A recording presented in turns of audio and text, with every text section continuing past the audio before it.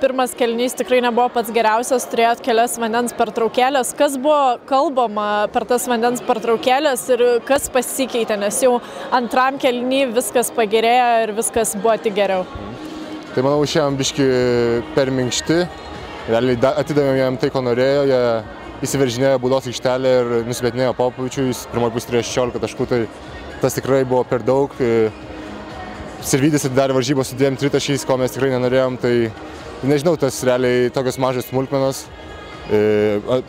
Įsibėgėjus varžybom jas ištaisėm ir tas, manau, padėjo įsivažiuoti ir tą pradėti pranašumą didinti. Ar jautėsi toks principo reikalas šitose rungtynėse, kadangi KMT pusfinalyje pralaimėjote Lietkabeliui? Tai be abejo, vis tiek realiai čia Lietkabelis visą laiką nori laimėti prieš Rytą, mes turim visą laiką atstovėti Ryto vardą ir tikrai labai gaila, kad taip išėjo KMT ir tikrai buvo papildoma motyvacija šiandien prieš juos žaisti ir laimėti.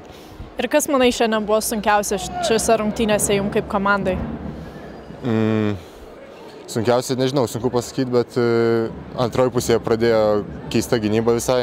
Tai manau, irgi pirmas 3 minutės, 4 minutės buvom sustoję, nes jie dengė Fosterį asmeniško, visus kitus zoną. Tai buvo toks keistas jausmas, kai visi realiai laisvi, bet nenori to mes greito metimo. Tai tas biški išmušė iš vėžių, bet paskui išėjo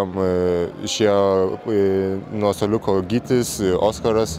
Ir jie, manau, patraukė tą dalį, kur vėl grįžom į laiminčią pusę. Tai tikrai buvo svarbu, kad ir nuo suolo žaidėjai pakilę davė tą impulsą gerą.